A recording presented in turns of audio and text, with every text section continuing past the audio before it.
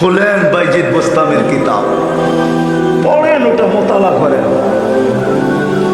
ওটা রাত্র পার হয়ে যাবে যেদিন বাইজিদ বোস্তামি 5 লক্ষ খ্রিস্টান পাদ্রী যার হাতে মুসলমান ছিল, 5 লক্ষ এক বৈঠকে। স্বপ্নে দেখা হয়েছিল, সমস্ত পাদ্রীদের মিলন মেলা ছিল। স্বপ্নে আল্লাহ দেখাইছিলেন যে বাইজিদ আজকে এদের পোশাক পরে ভিতরে ঢুকা যা, আমি কিছু করতে চাইতেছি। একবার, দুইবার, 3বার স্বপ্নে দেখছেন। তারপরে ভাবছেন যে ওই পোশাক পরবো তো পরবো কি করে। তা আল্লাহ বলছে বাইজিদ পরানে হেফাজত করব তো আমি করব, যা পর। ওদের পোশাক পরে ভিতরে ঢুকা গেছে। সবচেয়ে বড় পাদ্রী যখন স্টেজে বসছে তো তার চৌকি, তার চেয়ার হেলতে শুরু করছে, মুখ বন্ধ হয়ে গেছে। তো বাইজিদের সমস্ত পাদ্রীরা বলছে আপনি আমাদের পোপ, আপনি আমাদের বড়, আপনার থেকে আমরা জ্ঞান পাই, আমাদের ভিতর আলোকিত হয়, আপনি মুখ দিয়ে কথা খোলেন না কেন, বলেন না কেন। তো পাদ্রী বলতেছে বলবো তো বলবো কি করে, এখানে একজন মোহাম্মদী আছে। বলবো তো বলবো কি করে, এখানে একজন মোহাম্মদী বসে আছে, যার কারণে আমার চেয়ার হেলতেছে, আমার মুখ বন্ধ হয়ে আসতেছে। সমস্ত পাদ্রীরা বলছে দেখা দেন, গর্দান উড়াইয়া দিব এক্ষণ। বলছে না,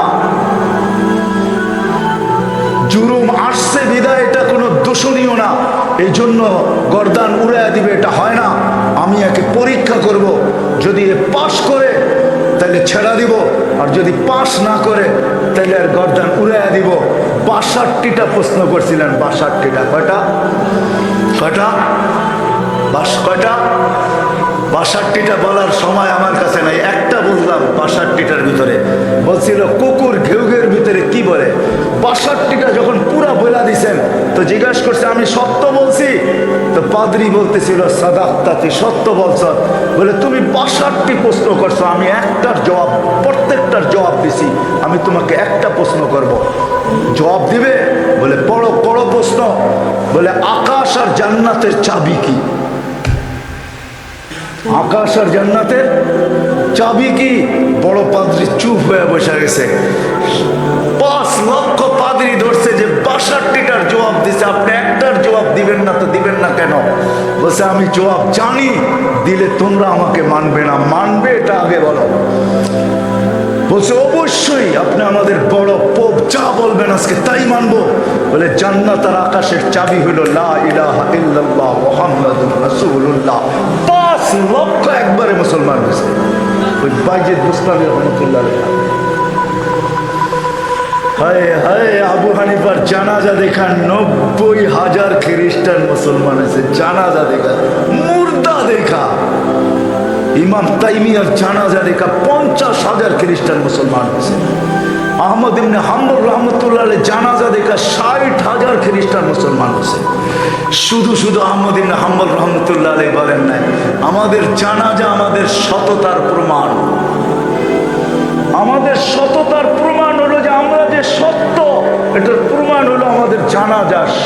60,000 খ্রিস্টান মুসলমান হয়েছে মুর্দা দেখা। জিন্দা অবস্থায় কতটি আল্লাহ জানে। তো যেটা আমি বুঝাইতেছিলাম ওইখানে আছে কুকুর কি বলে বলো।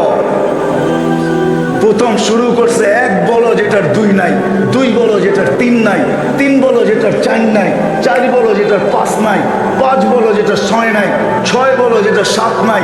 এরকম 62টা প্রশ্ন করছেন।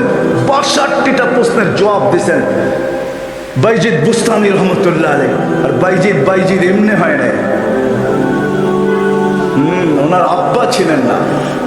কাহিনী আমি অন্যদিকে চলে যাব। আমরা তো ছেলে পেলেকে বানাইতে চাই না, মাও আজকে বানাইতে চায় না, বাপও বানাইতে চায় না। আমরা বানাইতে চাই দুনিয়ার এডুকেটেড। রাগ হয় না, পায়ে হাত পড়ি। আপনি সাধারণ শিক্ষায় শিক্ষিত করতে চান, ঠিক না? জেনারেল শিক্ষার মানে কি? ডিকশনারিতে কি লেখা আছে জেনারেলের অর্থ বলেন? যারা কলেজে পড়ছেন, স্কুলে পড়ছেন, বলেন জেনারেলের অর্থ কি? সাধারণ। সাধারণ কোনোদিন গৌরবের বিষয় হয় না। সাহাবাদের কাছে অসাধারণ ছিল, এই জন্যই তো ম্যাককে অনুগত্য করতে পারতেন। এই জন্যই সমুদ্রের উপর দিয়ে ঘোড়া দৌড়াইতে পারতেন। এই জন্যই তার বিহীন প্রযুক্তিবিহীন 3000 কিলোমিটার দূরে কথা বলতে পারতেন, পাহাড় দেখাইতে পারতেন। সারিয়াতুল জাবাল, অসাধারণ বিদ্যা এরা বিদ্বান ছিল। আমরা তো সাধারণ বিদ্যায় বিদ্বান হই, গৌরবের আর শেষ থাকে না। আমরা এডুকেটেড, আমরা জেনারেল শিক্ষায় শিক্ষিত। রাগ হয়ে যাবেন, একটা উদাহরণ দিই। আমাদের অবস্থা এরকম, এক ব্যক্তি জাপান থেকে গাড়ি কিনে আনছে, তো গাড়ির 3 দিকে জাপানি ভাষায় বড় বড় অক্ষরে লেখা। তো সে মনে করছে অনেক কিছু ভালো কথা লেখা হবে, বিদায় এটা কেনার পরে আর মুছে নাই, না মুছেই চালাইতেছে, লেখাটা আর মুছে নাই। একটা ক্রেডিটও তো আছে, ঠিক না? সামনের গ্লাসে তো লেখা যায় না, 3 দিকে লেখা, এটা চালাইতেছে। তো কোনো জাপানিজ আসছে বাংলাদেশে, তো আরেক গাড়ি দিয়া যাইতেছে, তো দেখতেছে ওই লেখা গাড়িটা সামনে দিয়া যাইতেছে, 3 দিকেই লেখা। তো মুস্কি মুস্কি হাসতেছে। তর্জমান জিজ্ঞাসা করতেছে, তুই হাসিস কেন? ওই সামনের গাড়িটা দেখে হাসি। কয় কেন, কি এটার ভিতরে? কয় যে 3 দিকেই তো লেখা, ও মুছে নাই কেন এটা? তা তো বলতে পারবো না, ওইটাকে ক্রেডিট মনে করছে, জাপান থেকে লেখা আসছে, এত সুন্দর লেখা, এটা মুছার আর কি দরকার? আমি চালাই না, আমার মতো লেখাওয়ালা গাড়ি তো বাংলাদেশে একটাও নাই, ঠিক না? একটা বাবতও আছে, ঠিক না? পিততত্ত্বতা আছে আমার একটা। তো বলে যে এটা দেখে হাসতেছি কেন জানিস? এই গাড়ির ভিতরে লেখা আছে তরকারি বেচার গাড়ি। কি লেখা আছে? পিছনেও লেখা তরকারি বেচার গাড়ি, ডাইনেও লেখা তরকারি বেচার গাড়ি, বামেও লেখা তরকারি বেচার গাড়ি। খালি সামনের গ্লাসে লিখতে পারে না, তাহলে লুকিং নষ্ট হয়ে যাবে। কেমনে দেখবে আর কেমনে চালাবে? আমরা আজকে সাধারণ শিক্ষায় শিক্ষিত হয়ে আমরাও গৌরব করতেছি, আমরা বড় এডুকেটেড। সাহাবা অসাধারণ শিক্ষায় শিক্ষিত ছিল। এটা আমার বোঝানোর ইচ্ছা না।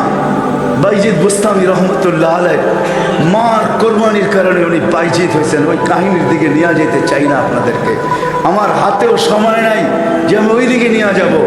ওনার ছোট বয়সে বাপ মারা গেছে, মা পরের বাড়িতে কাজ করতেন। 2 দিন পরে ভাবছেন, আমি যদি এইভাবে ছেলেটাকে কোথাও না দিতে পারি তাইলে আমার ছেলেটা হারায়া যাবে। আমি তো মা পরের বাড়িতে কাজ করি। খুঁজতে খুঁজতে এক আল্লাহওয়ালার সন্ধান পাইছেন। মানুষ বলছে ওই আলেম ওইখানে আছে, আল্লাহওয়ালা ও আলেমও। যদি তোমার ছেলেটাকে নেয় বা তুমি যদি দিয়ে আসতে পারো তাইলে হয়তো তোমার ছেলে মানুষ হয়ে বাহির হবে। যা হাতে পায়ে ধরছেন, আমি বিধবা, আমার কোনো সন্তান নাই, স্বামী নাই, আমি পরের বাড়িতে কাজ করি, আমি চাই আমার ছেলেটা মানুষ হোক, আল্লাহওয়ালা হোক, দিনদার হোক, আল্লাহর এলেমওয়ালা হোক, আপনাদের মতো আলেম হোক। আপনি দয়া করে আমার ছেলেটাকে রাখেন। শাইখ রাজি হয়েছে, মা শর্ত দিছে, আপনি আমার ছেলেকে ওই দিন পর্যন্ত বাড়িতে পাঠাইতে পারবেন না যতদিন পর্যন্ত আপনার মতো না বানায় দেন। শাইখ অঙ্গীকারবদ্ধ হয়েছেন যে আমি পাঠাবো না যতদিন পর্যন্ত আমার মতো বড় না বানায় দেয়। 2-4 দিন পরে মাস গেছে, 2-4 মাস পরে বাইজিদ কাঁদতে শুরু করছে যে সবার বাবা আসে, মা আসে, আমার মা তো পরের বাড়িতে কাজ করে, আমার মা তো আসে না। ও শাইখ আমাকে একটু মাকে দেখতে দেন না। তো শাইখ বলছে, তোমার মার সাথে আমি ওয়াদাবদ্ধ, আমার মতো না বানানো ব্যতীত তোমাকে পাঠাবো না। বলছে না, আমি মাকে দেখতেই চাই। ছোট কচি বাচ্চা, শাইখ তার দিল ভাঙতে চান নাই। একদিকে ছুটি না দিলে বাচ্চার দিল ভেঙে যায়, যেটা মেড ইন আল্লাহ। আরেকদিকে ছুটি দিলে মার অঙ্গীকার ভেঙে যায়। শাইখ তখন বলছেন, বেটা ছুটি দিতে পারি, এতগুলো সবক যদি তুই আজকে আমাকে শুনাইতে পারিস, কোরআনের এতটুকু যদি মুখস্থ শুনাইতে পারিস। বাইজিদ বুস্তামি কোরআন নিছেন, হাত উঠায় দিছেন, মালিক মাকেই তো দেখতে যাব, কোরআন তো দিলের ভিতরে তুই জমায়া দিবি, তুই না দিলে তো আমি মুখস্থ করতে পারবো না। চোখের পানি, কচির ঠোঁটের পানি ছেড়া দিয়া বাইজিদ যখন হাত তুলছেন, পৃষ্ঠা উল্টাইতে ছিল কথা। কোরআন যেন ভিতরে যেরকম আমরা আমাদের মোবাইলের ভিতরে নেই, ব্লুটুথের মাধ্যমে, শেয়ার হিটের মাধ্যমে, হোয়াটসঅ্যাপের মাধ্যমে সে পৃষ্ঠা উল্টাইতে ছিল, কোরআন তার ভিতরে কাঁদতে ছিল। যতটুক সবক শাইখ দিছে এর চেয়ে বেশি যায়। বলছে শাইখ রেডি হয়ে গেছে, বলছে তুমি এটা মুখস্থ করলা তো করলা কি কইরা? মুচকি হাসি দিয়া বলছে, শাইখ কালাম যার সে বসায় দিছে। তো শাইখ বুঝছে এটা কোনো সাধারণ ছেলে না। ছুটি দিছে, বাড়িতে গেছে, দরজা খটখট খটখটাইছে। মা জিজ্ঞাসা করছে ভিতর থেকে কে? বলছে বাইজিৎ। বলছে না, আমার বাইজিৎ আসতে পারে না। আমি তো শাইখকে বলে আসছি বাইজিৎ ওই পর্যন্ত আসবে না, যেই পর্যন্ত শাইখের মতো না হয়, আল্লাহওয়ালা না হয়, আমার বাইজিৎ আসবে না। তুমি আমার বাইজিৎ হতে পারো না। মা দরজা খোলেন নাই। মাও এরকম ছিল। এই জন্যই তো বলে মা যদি ফাতেমা হয় তো সন্তান হাসান হুসাইনি হয়, মা যদি ফাতেমা হয় তো সন্তান আব্দুল কাদের জিলানী হয়। মা যদি এরকম হয় তাহলে ছেলেও বাইজিৎ বুস্তামি হয়। বাইজিৎ ফিরে আসছে, এসে বলছে শাইখ আমাকে আর ছুটি দিবেন না। আম্মা দরজা খোলেন নাই। আম্মা মানতেই রাজি ছিল না যে আমি ওনার বাইজিৎ। একাধারে যখন 1 বছর 2 বছর 12 বছর কেটে গেছে, তার পড়া কমপ্লিট হয়ে গেছে। 18 বছর বয়সে যখন শাইখ বাইজিৎ বুস্তামি উপনীত হয়েছেন, পড়া কমপ্লিট, রাত্রে তাহাজ্জুদ করতেছেন, সেজদায় যখন কাঁদতেছেন, পড়া কাঁদতেছে, শাইখ ঘুমাইতেছে, আল্লাহ রসুল স্বপ্নে আসছেন। আর আয়েশা বলতেছে ওঠো বাইজিৎকের কাছে যাও, তোমার মাথার পাগড়ি বাইজিৎকে পড়াও, আমরা বেলায়েতের পাগড়ি বাইজিৎকে আজকে পড়াইতে চাই। বাইজিৎকে বলো সে যেন কাজ যায় শুরু করে। কমপ্লিট হয়ে গেছে, যাও। তার মা তার জন্য অপেক্ষা করতেছে, বৃদ্ধ হয়ে গেছে, কোনদিন দুনিয়ার থেকে চলে যায়। বাইজিদের মাথায় বেলায়েতের পাগড়ি আমি তোমার মাথায় পড়াইলাম, তুমি বাইজিদ উস্তাদ হিসাবে বাইজিদের মাথায় পড়ায় দাও। যা দেখে বাইজিদ রহমতুল্লাহ আলাইহি সেজদায় পড়ে কাঁদতেছেন। উঠাইছে উস্তাদ, বেটা ওঠ, হয়ে গেছে কাম। কি হয়ে গেছে? আল্লাহ রসুল পাগড়ি আমাকে পড়ায় দিয়ে গেছে, বলছে তোকে পড়ায় দিতে। বেলায়েতের দরজায় আল্লাহ তোকে পৌঁছায় দিছে, হুকুম আসছে মার পায়ে যার কালকের থেকে কাজ শুরু কর। ওই দিন যা যখন দরজা খটখটাইছে, মা খুইলা জড়ায়া ধরছেন। আর খুইলা জড়ায়া ধরেন না, শুধু পানির গ্লাসের কথা আমরা শুনি, এটা তো কোনোদিন বাস্তবটা শুনি না। মা বুকে জড়ায়া ধরে নিয়া মাও দেখা ফেলছেন, মাও শোনা ফেলছেন। আল্লাহ রসুল মাকেও শোনায়া দিছে।